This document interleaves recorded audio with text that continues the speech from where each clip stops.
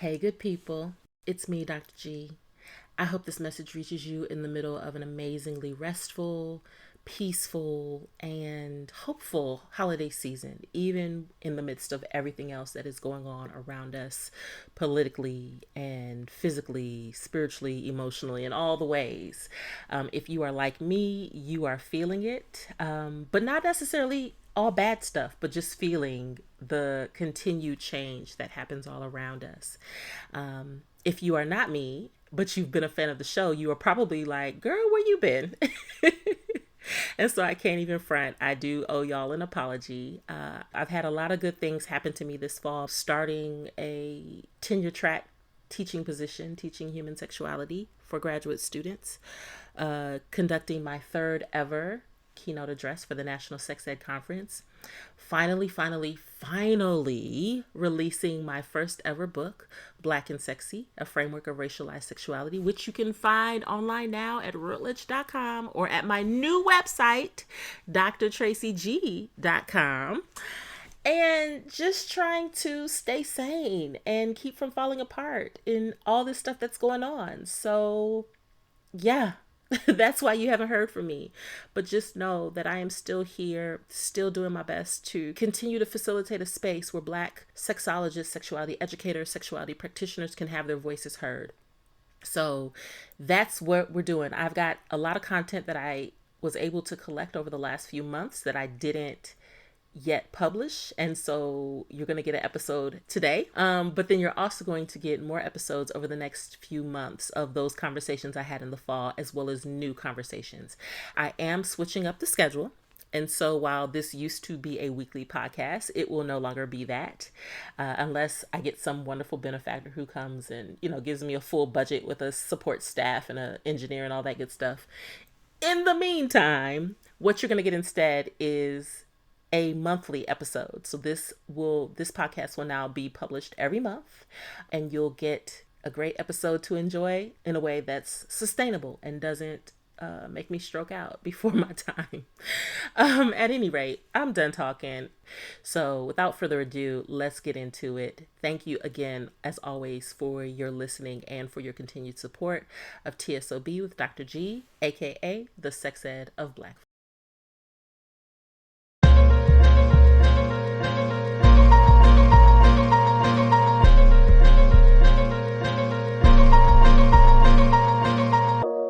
Welcome to T.S.O.B with Dr. G, a podcast featuring intellectual table talk about race and sexuality. I'm your host, Dr. Tracy Q. Gilbert, a sexuality educator, writer, and researcher. Join me as I talk with the most brilliant minds in human sexuality, applying a professional Black lens to discussions about sexiness, health, and healing in the new millennium. It's T.S.O.B, the Sex Ed of Black folk. Let's get to the get down, shall we?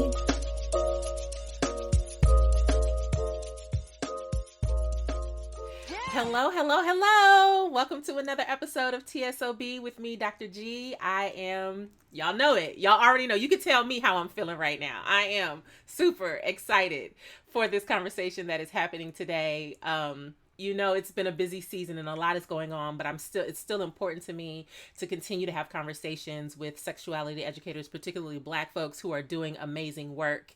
And my guests for this conversation are no different. I'm talking about none other than Dr. Hope Crenshaw and Patrina Williams of Teen Health Mississippi. You know how we're going to do. I'm going to read their bio. I'm going to bring them in and we're going to have a great time. This is the second part of a two-parter that we started this season with Dr. Rena Dixon out of Fact Forward in South Carolina. And so now we're wrapping it up with our folks here today. So again, I'm going to read their bios. We're going to get into it. So I'll start with Dr. Crenshaw. Hope Crenshaw is the executive director of Teen Health Mississippi, which is an organization out of Mississippi that does amazing work with young people around sexual health and empowerment. Hope directly interacts with all stakeholders, donors, partner organizations, and other policymakers interested in supporting the work. She works with the board of directors to ensure that Teen Health Mississippi is functioning according to its mission and goals and operating within its budget and funding restrictions. Hope is also responsible for overseeing all Teen Health Mississippi programming and growth and supporting the Teen Health Mississippi staff. Hope is based in the Jackson, Mississippi office. And so that's Dr. Crenshaw. And now we have Patrina Williams, who is the Director of Education and Training for Teen Health Mississippi. And she has spent 15 years working in the consumer-centric healthcare marketplace. Patrina specializes in youth-friendly healthcare and ensuring health centers offer the range of contraceptive health options, that youth have youth-friendly spaces within clinical settings, and that clinical systems develop proper protocols to ensure minors' rights and confidentiality. Her efforts supported sustained relationships between federally qualified health center staff and community members across 3 counties in North Mississippi, and she too is based in the Jackson, Mississippi office. So that's Dr. Crenshaw and Patrina. Without further ado, welcome to T.S.O.B. and thank y'all so much for being with me this morning. Thank you so much for having us. We're super excited to be here. Yes, definitely. I know, because especially as an executive director, folks' calendars are insane. And so just the fact that y'all were both able to find time to be with me simultaneously, I'm just really super thankful that you're here. So we're not going to waste too much more time. I'm going to start with the same question that I ask every single guest that comes on the show to start off. It's a 3-parter. Basically, I want to know where you're from, where your people from, and what's got you thinking about sex and sexuality these days. So whoever wants to go first can jump in. I'll jump in. Patrina just gave me that eye. It's like, oh, no, you're going to jump in. Hope Crenshaw here. I am from Crenshaw, Mississippi. And so that is in the northwest corner of the state of Mississippi. My people are from the Mississippi Delta, which gets its notoriety for the land where the blues began. And people oftentimes talk about it in deficit terms, but I think about it in terms of just a really rich community in love and in partnerships, and just super excited to be here.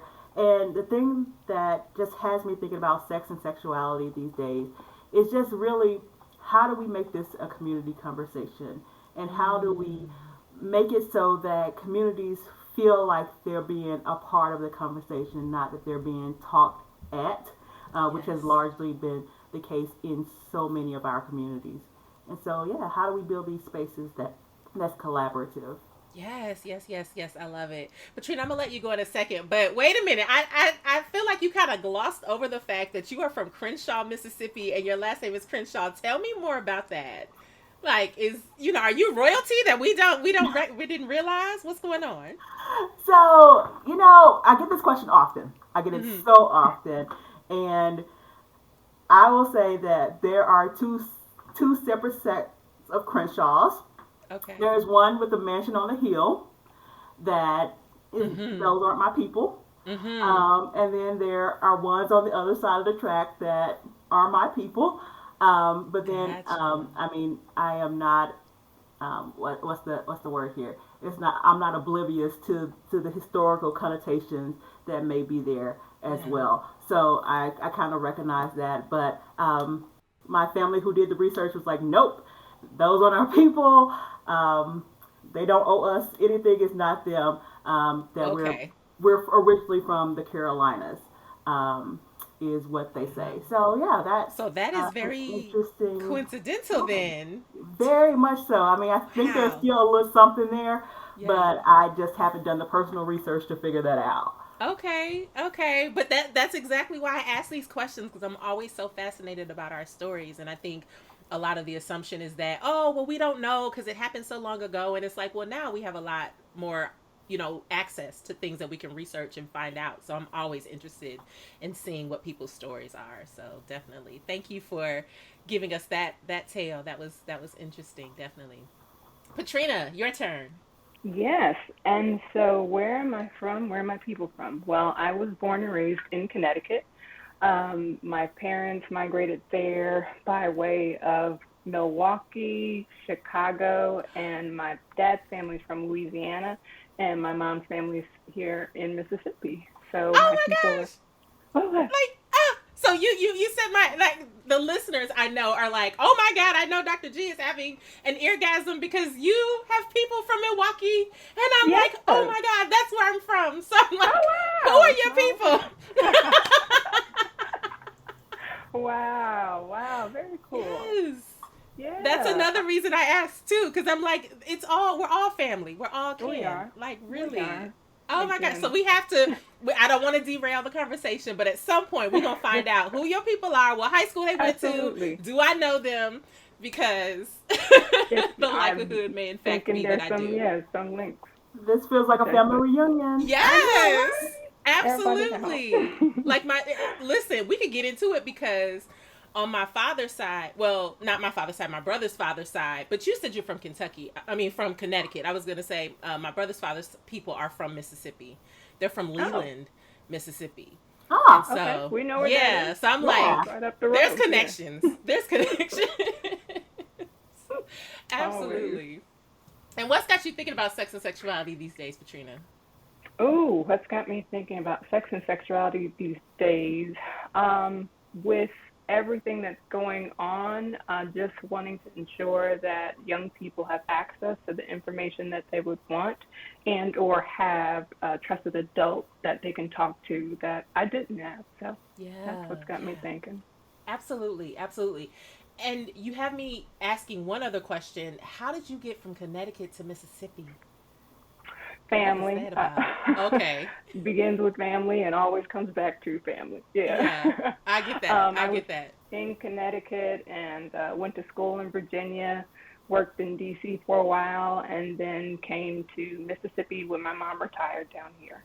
So, Oh, that's beautiful. I said this. I know people, and we're going to get into it, I'm sure, at some point, but people talk so much about, like, oh, the South is this and it's that. I have felt such good energy in Mississippi where I'm like, I would absolutely retire in Mississippi. Find a place, secluded place, just have my house and my farm and just mind my business. I just feel like it's just beautiful energy. And I'm like, I love the heat. I'm ready. Let's do it. So I mean, I'm with Katrina and that. I were talking yesterday, and we were just talking about like how we ended up here. Um, and I'm originally from Mississippi, but as soon as I got a chance to run away, I did. I said I Ooh. was going for school, but I was in Minnesota for 6 years, Illinois, and all roads led back to Mississippi. There is something about Mississippi that just it kind of holds you in place, and not Yeah. like it could be in kind of like the creepy way, but also in the way that in all of my travels and places, there has been no place that's more rewarding to do this work than Mississippi. It Mm. is absolutely. something about just the openness and the receptivity of a lot of people just because you haven't had access to this information. Like, this is the place where we know access to information was just not afforded to people. And so now being able to give them that and to give them this sense of freedom because they can now make informed decisions about their health and their lives and their family has been just a remarkable experience. I love that. Yes, yes. And I think that's a perfect transition because the next question I was going to ask was, how'd you get into this work? Like, how did you make the choice, especially to be a sex educator and a black sex educator? Because I feel like everybody's journey is different, but I feel like for a lot of black folks, this idea of like, you can do this comes with different pieces to it. Not always, oh yeah, I'm gonna go do this thing called sex ed.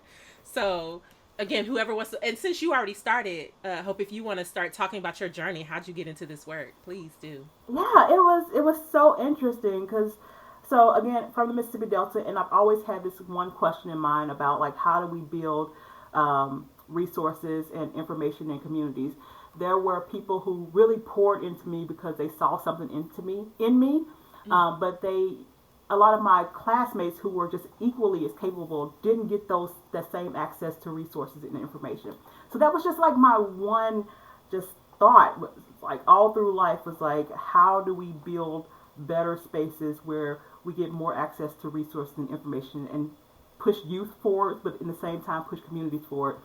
And so while I was thinking that, I was like, hey, I'm gonna run out as far away from Mississippi as possible because I'm 18 and I could do that and Right. blame it on college.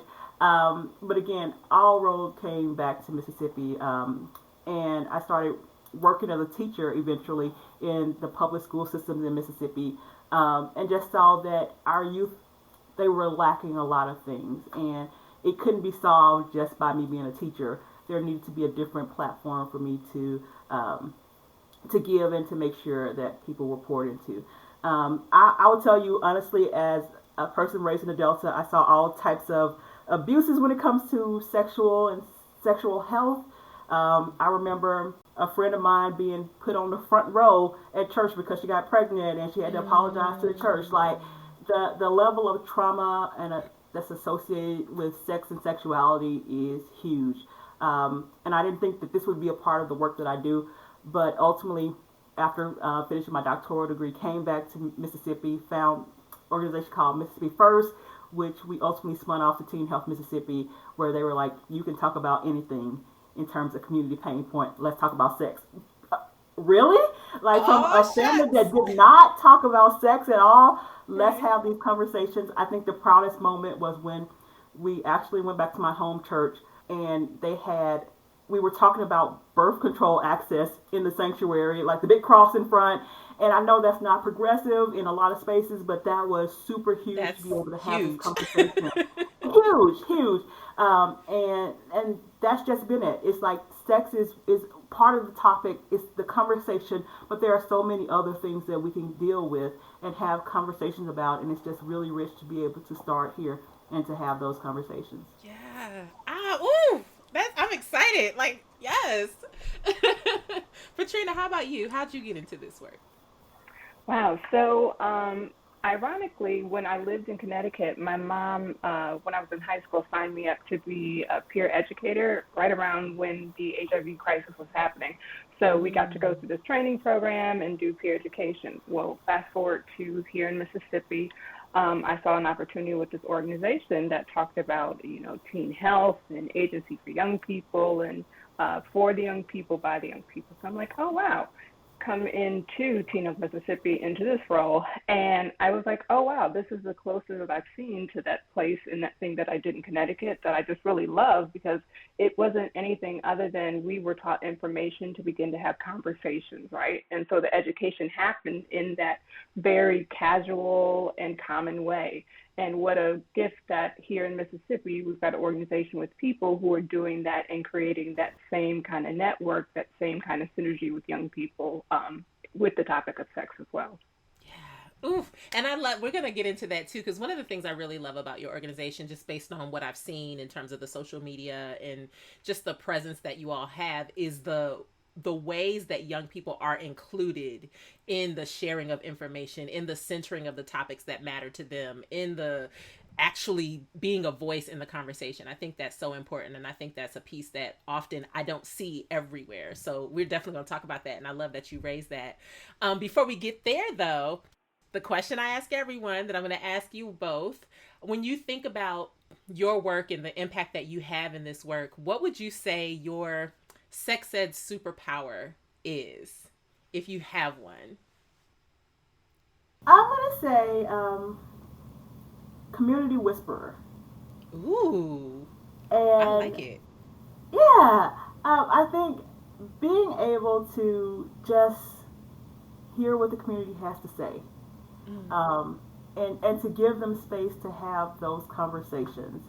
I think one of the cool things about being from Mississippi is that, and doing this work in Mississippi, is that Mississippians are blunt. They are just very. Rita said that as well. It's like Southerners are Yes. just like open, right? And they're going to tell you exactly their pain points. They're going to tell you what they feel, what they think. And it's such a great place to do this work. It's a great place to be able to say that we're here, we have thoughts and opinions, we're not forces to be acted upon, we are ready to take part of in our own lives and our own health. And it's just a wonderful, absolutely wonderful experience to be the community whisperer, Yeah. because we get to like amplify what the community is saying. The conversations are happening. We get to Yeah. amplify them and to give them a public forum, and it's so phenomenal. Yeah. I love that. I love that. The community whisperer. Love it. Patrina, how about you? I think my superpower is my presence. I come Mm. to this work authentically me and fully grounded and comfortable in that. And I think sometimes that affords me the gift to be present and to listen and be okay with people as they begin to wrestle and or question, right? So it's just holding a space where people can really start to think and maybe even uncover something and wrestle with what they uncover and still be okay after we're done with that conversation or that moment. Yeah, yeah.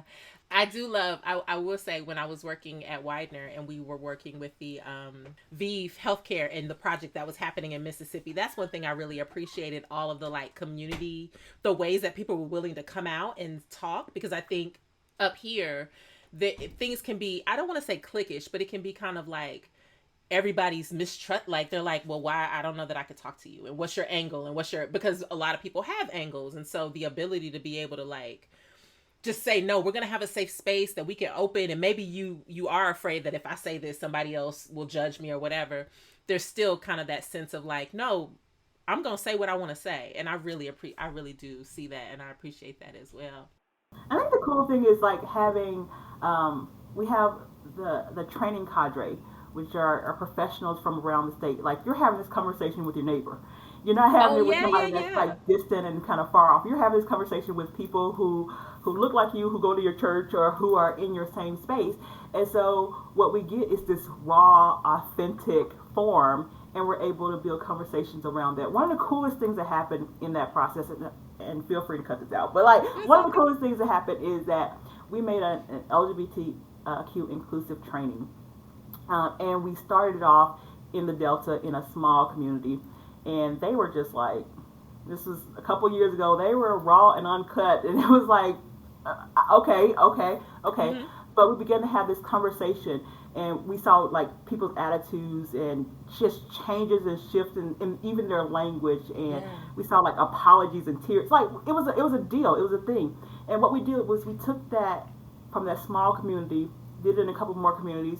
The Mississippi State Department of Health caught wind of it. We began to train their whole, like their staff on like just inclusivity when it comes to like healthcare around LGBTQ youth. And then just like last year, we were able to expand that to Louisiana State University School of Medicine. And so it's just something phenomenal about creating these spaces and creating opportunities that people really want to talk. They really want to get their misconceptions out in the open and offer a space that I think Patrina does so very well. It's like, say what you're going to say, but also know we're going to hold you accountable for what you say.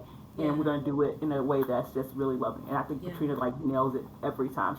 She's amazing. Yes. I love that. And you know what that makes me think, and that makes me think of the question, you already kind of are getting into it, but I'm curious about what you feel like makes sex ed in the South and in Mississippi, but the South in general, just so special. And that's one of the things I think for me really draws me to thinking about the South, right? Like I think the North does a good job of talking a talk that they may not necessarily walk. Whereas the South is like, we are what we are. Good, bad, or indifferent. And, you know, when I think about Kevin Hart, I know he's from Philly, but he talks about saying stuff with your chest. I'm like, if I can count on Southerners to do nothing else, they're going to say it with your chest, whether or not you like it. Absolutely. But at the same time, when it comes to like their hesitations, I definitely can see what you mean in terms of the headway that can be made when people feel like, okay, I don't have to worry about you proselytizing to me. I don't have to worry about you making me feel like there's something wrong with what I feel. And that puts me in a space where I can disarm myself and be willing to hear that maybe I need to evolve my thinking, and maybe I need to put away this something, you know, or start to ask myself questions about, well, why do I believe this? And is this actually true? And what's a better way of looking at this if I, in fact, care about my neighbors and I care about the folks? And I think that's definitely something different than what I see up north, where it's like a lot of folks doing the work, but not necessarily seeing each other as community, as family, as like, we have the same vested interest in this and it's not just a job. So I could be completely wrong, but what do you all think in terms of what makes sex ed in the South so special?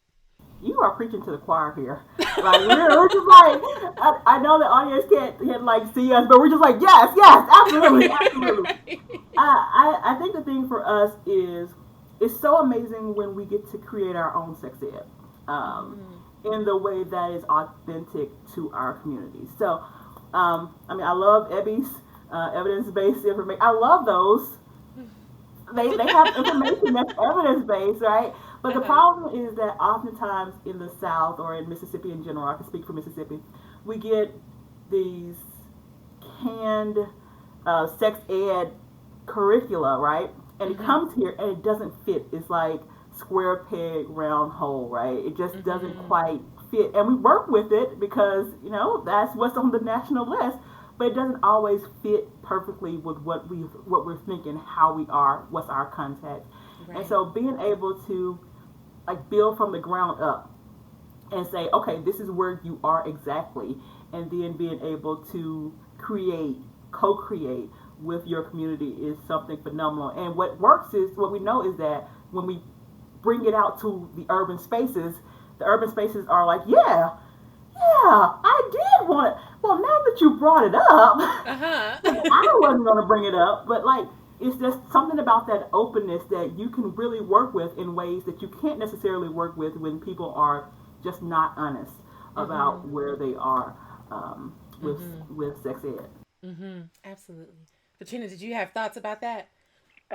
Just feeling the amen, everything that's been said. I think for me, the cool thing in doing the work here is I know my people. And for instance, when a talk happened in my household, it was hold an aspirin between your knees. And it took me I was like, hold an aspirin between my knees. And I didn't get it for a while. I was like, oh, you're just saying dope. Okay, all right.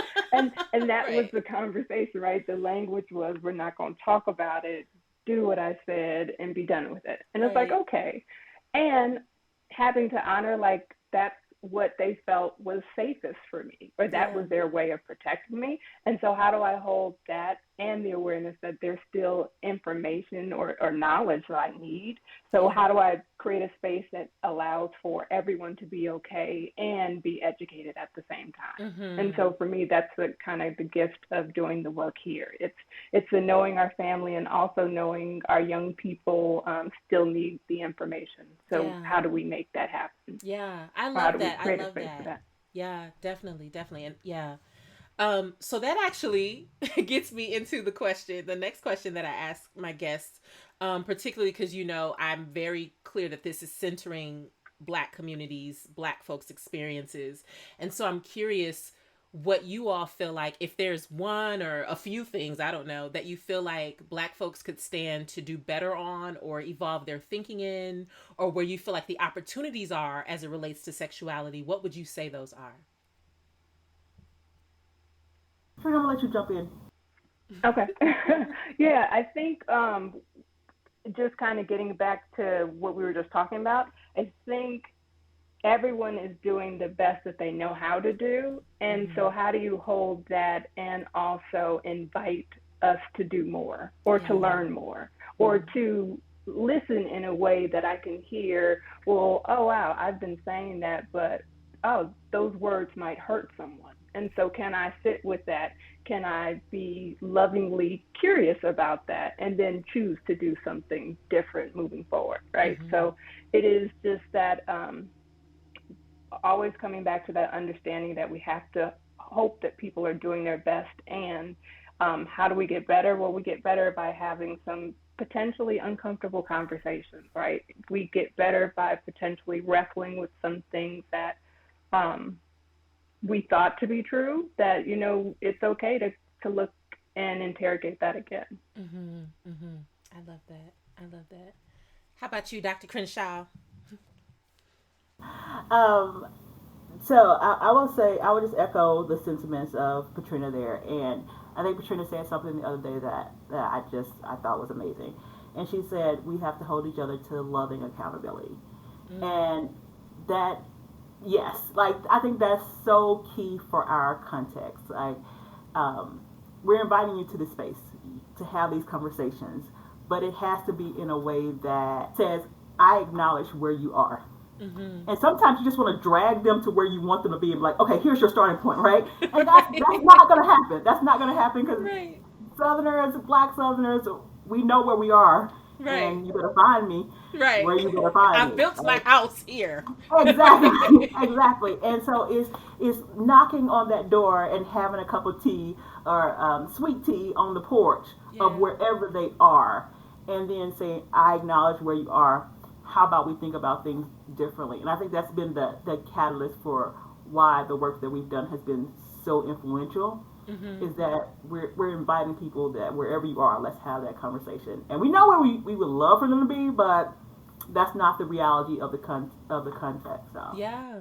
Yeah. No, I get that. One of the things that was coming up for me when you were talking, Patrina, was this notion of the both and, which I think is a very non-Western concept that I think a lot of Eastern cultures are able to accept, but can be a challenge when you exist in a country that was founded on like either it's this or it's this, and it cannot be both. And I think sometimes I think it's important to understand that you can be in a space where it acknowledges like, yeah, this person has this way of thinking that is a challenge, and also there is always opportunities to still build community, to still um, hold space, and to still be with, even if for some folks it's like being with you means I'm nowhere near you, right? Like I'm over here and you do your thing. And I'm reminded of Dominique Morgan, the executive director of Black and Pink, who talks about asking people, okay, I know you have this thought. Is this getting the result you want? If it is not, is there a space within that to move to where you want? And using that as a starting line versus you're not in the right place, you need to be over here. Because we know very often that that is not going to work. And nobody wants to be told that they are wrong and that they need to go somewhere that they didn't intend on going. So I definitely hear that in what you all are saying. And it's resonant for me. So tell me more, because you started talking about how Mississippi First became a thing. Tell me more about like what that journey has been like, introducing that organization to the community, getting people, getting buy-in, getting young people buy-in, getting family and community. What has that journey been like? And maybe even shared some of the projects that you all work on that you're really proud of. okay, yeah. So we started under the umbrella of Mississippi First, and Mississippi First really focused on just educational access, and they've been around for about 10 plus years. Mm-hmm. So this was I wasn't even on the scene, even remotely on the scene when they became a thing, but they knew that sex education directly impacted educational outcomes. So they got into that work, and then as the work just kind of grew, we realized that we had to have a different space because while some people like K-12, they kind of don't want an organization that does pre-K work and does sex ed. It's kind of like Mm-hmm. a mixed bag of sorts.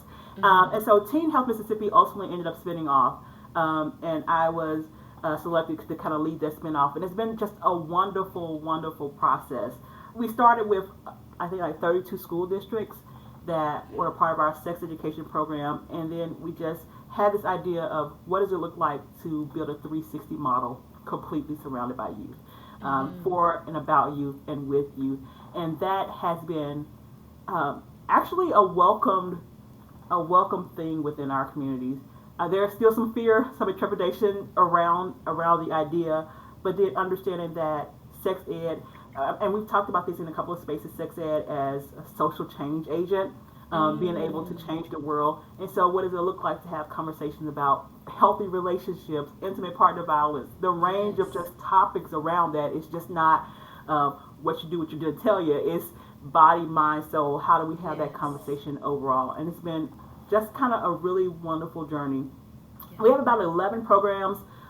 4 or 5 of them focus specifically on youth, whether they're doing peer-to-peer sex education, social media around mental and sexual health, and then the legislative arm or the advocacy arm with our program, my Mississippi Youth Council.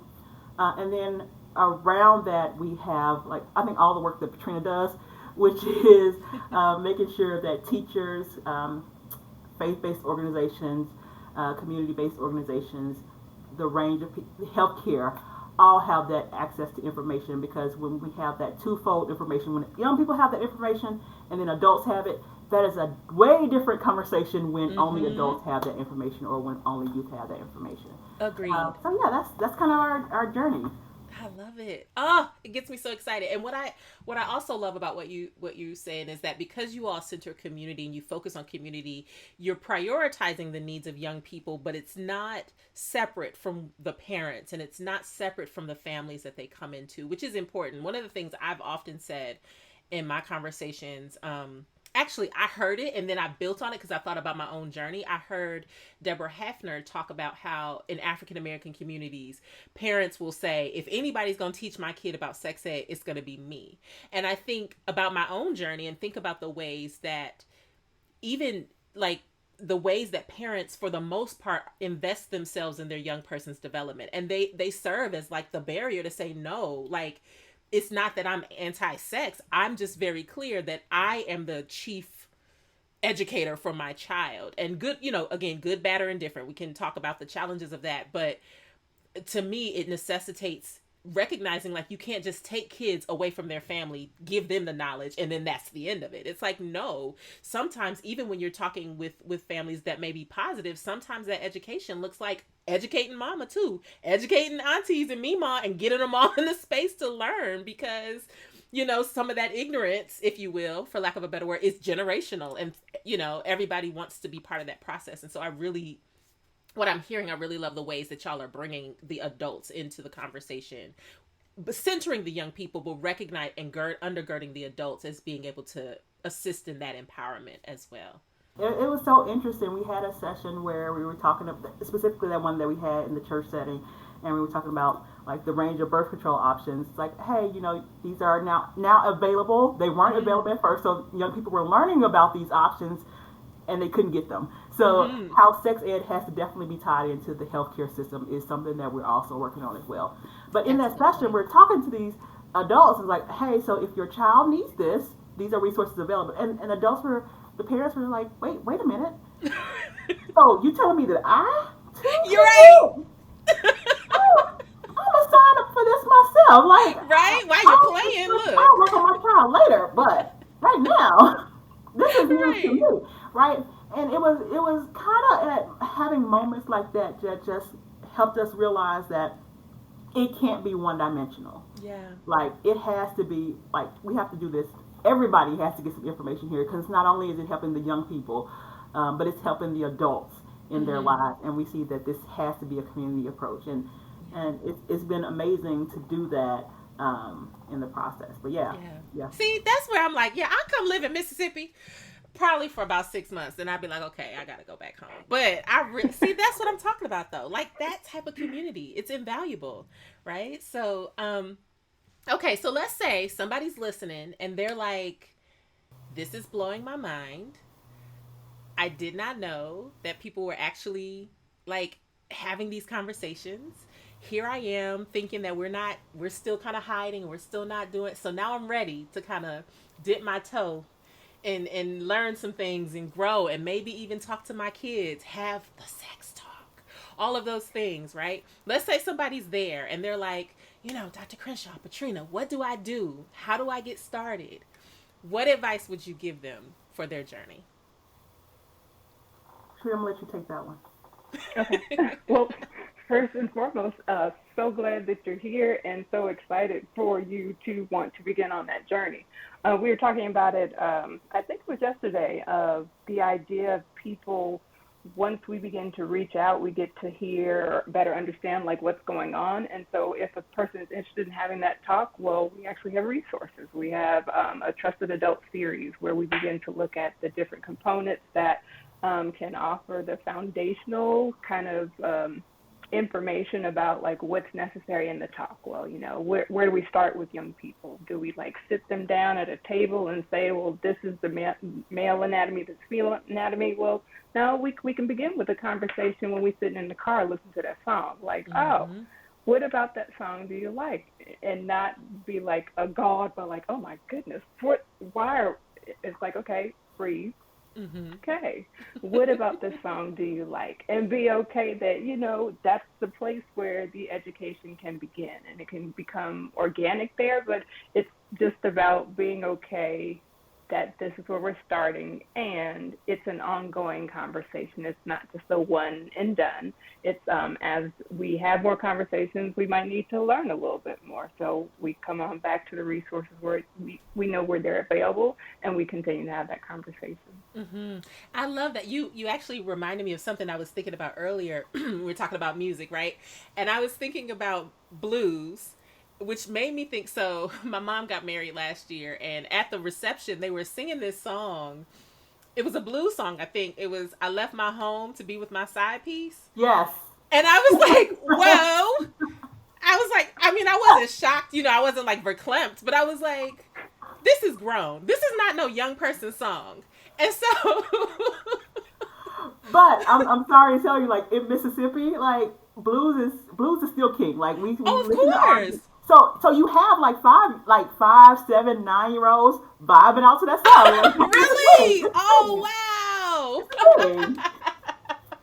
Oh, wow. I love that. I love actually. So I brought it up because I was like, I also wonder if there's opportunities to have conversations with yourself about, okay, well, what are you listening to and why do you like that? Why do you like it? Not just your kids, but what is it about it that you enjoy, and how do you use that to communicate to the people that you want to, have relationships with or be intimate with, and how do you negotiate through that? So I feel like there's so many levels, but I feel like we could do a whole episode just on sex and the blues itself, because them stories got I'm sagas. I here mean, them for songs got it. sagas in them. Definitely. Between that, Sex and the Blues, and just like stories my grandma told me about sex, like Yes. that's a whole series within itself. Yes, yes, yes. Yeah. Like, okay, but I don't want to take it. Like, you all were answering the question, so let me turn it back to you. What do you think, Dr. Crenshaw? Um, yeah, I would say immediately I'm going to say Teen Health Mississippi. But there are so many organizations. There are so many organizations that are available within your state. Um, in fact, there are like 22 at least organizations that do very similar work to Teen Health Mississippi that you have access to. But also, we are starting online series as well. Like we're out here. We're out Yeah. here for everybody. Yeah, yeah, So yeah. we have online series and trainings and things like that we have available. We also have like resource booklets that we can ship out to people for free. We have safer sex kits for young people as well, mental health and sexual health resources that are available. So like we have these free resources that you don't have to give us your name. They're just there and we'll send them to you. And if that's your lunch point in, then that's your lunch point in. And we're not going to stalk you about those things. We just want you to be able to get that information and those resources. Yes, yes, yes, yes, yes. Love it, love it, love it. Okay, so we're almost getting to my rapid fire questions that I end with. But before we do that, I want to invite you all to share, especially given that there are 22 other organizations that do this work, and maybe not even just as an organization, but yourselves as sexuality educators, what you feel like your role, your impact, your significance is at this moment in time, particularly when we see a lot of things that are happening on the political level in terms of access and the changes. What do you feel like your significance and maybe even your legacy might be when people are looking back at this time in history in Teen Health Mississippi and the work that you're doing? What do you feel like you want that to be? I think it's been the current, the running theme that we've had so far is that communities need a voice. They need an outlet. And maybe they're not New York, right? Mm-hmm. That kind of gets a lot of attention, or not like a famous metropolitan area, but these communities need voices. And I would like to think that the legacy for myself as well as Teen Health is that we gave voice. And we were unapologetic about how we gave voice and who we gave those voices to, because these communities matter, even if people identify them as like the middle of nowhere, right?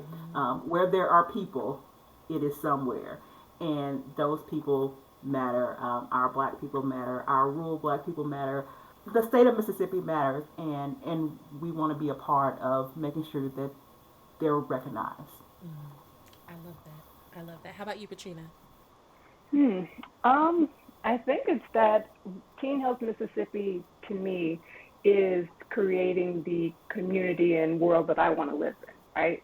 Because we hold the space for one another, because we can have a conversation and be like, well, that landed this Yeah. way for me, and I want to hear you again so I can hear you. But like something landed some type of way. So what does it mean to continue to do this work in community so we can create the changes, the spaces, the places that I want to live in, I want my community to thrive in. So just continuing to have these brave, sometimes scary, but also we gonna be all right conversations because we're willing to talk about it together. Ah, we could talk all day, but I know y'all are busy. So we gonna get ready to wrap it up. But I am so really grateful that y'all took time to be with me and to have this. I'm like, I want to come visit. I just want to come hang out. But, we got things to do. And Mississippi's far from New Jersey. So I'll just end with my rapid fire questions. These are just 5 sentence stems. Answer with the first thing that comes to your mind. Y'all ready? We think so. Sure. Hope said, sure. Like, I don't know what you about to ask me. So the first one is sexiness is. uh, it's my smile. Yes. Yes. Our collective smiles. Like, Yes. Black folks smiling is just yes. absolutely for real, for real. Patrina, what about you? Sexiness is our presence. Mm-hmm. Yes. Mm-hmm. That energy. Mm-hmm. So this may be duplicate, but we're gonna keep going. The sexiest thing about blackness and or black people is. Resilience is so sexy. Like, Mm, like the ability to, and we shouldn't have to be this resilient, but out of necessity, um, it was birthed, and mm-hmm. it, mm, it's just Mm-hmm. something about that. I dig it. I dig it. Hmm. I say our swagger. It's like our confidence and our competence and Mm-hmm. just how we do what we do. Come on, confidence and competence. Hello, hello. Yes. My go-to for feeling sexy is. I'm gonna let you jump in first. Right on. Um, Music and dancing, Mm-hmm. like moving my body.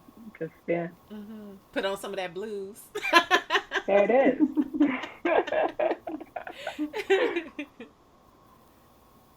Any body of water. Ooh, yes. There's just something that that water just does for me. It takes me to another place. Mm-hmm. Um, yeah. I love that. I love that. Okay, next one. Sexual freedom for black folk is achieved when. I have this thought in mind, but I can't fully articulate it. But it's basically when we let go of what we were told is what is right or wrong, Mm-hmm. or what is normal and what is abnormal.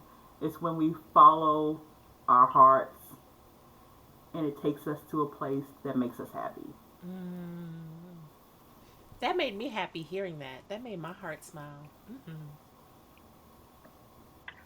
um, I think it's when our divinity gets to be in this space, right? Unapologetically. Like we get to be the divine people that we are. Yeah. And yeah. Yeah.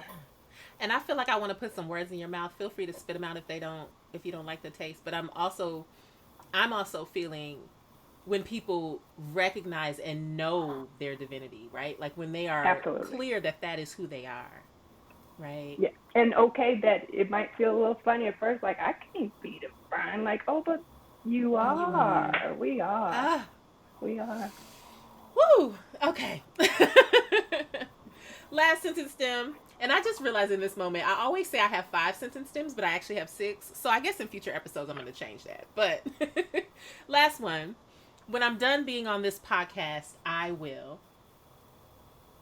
when I'm done being on this podcast, I will go and make my chai tea for the morning. Yes, chai tea. Come on. Yeah, Idris Elba's chai tea. Ooh, even better. Yeah, Talk hot about chocolate. sexy. Come on. How about you, Dr. Crenshaw? I have emails. Like, this was a beautiful break. This is a beautiful moment break. It's Agreed. warm and it's fuzzy, Agreed. and the cold, harsh world is after me. Right. In these streets. I have some emails to attend to. No, it's real. It's real. And I wasn't even like I said, when I talked to Dr. Dixon, it was like we hear an opinion at the same time. It's like, no, like that's the work. That's what we doing. We going to work. So well, I'm not going to waste too much of your time. Again, I thank y'all so much for being on this episode with me. Definitely thank you both, ladies, for being here. Can you let the folks know how can they find y'all or find out more about Teen Health Mississippi if they want to support or if they just want to keep in touch or anything like that? Where would they go? Yeah, you can check us out at www.teenhealthms.org, or you can also reach us on Facebook and Instagram, Teen Health Mississippi. Beautiful, beautiful. Excellent. And so with that, we are done. Thank y'all again for listening. Talk to you next time. Bye. You've been listening to T.S.O.B. with Dr. G, produced by Dr. Tracy Q. Gilbert of Tempe, Anaya. To keep up with all things T.S.O.B., follow us on social media at T.S.O.B. the podcast, which you can find on Twitter, Instagram, or Facebook. For past episodes of the show, visit tsobpodcast.com or subscribe to the show either on YouTube or anywhere else you listen to podcasts. Now, don't forget that you've got homework for this episode. To find the downloadable worksheet for this or any other episode of the show, head on over again to tsobpodcast.com, where you'll find it and any other important information from the show notes. And finally, do you have any questions or thoughts to share? Sound off by email at mailbox@tsobpodcast.com. Again, this was TSOB, the sex ed of Black folk. Thank you for listening. Talk again soon.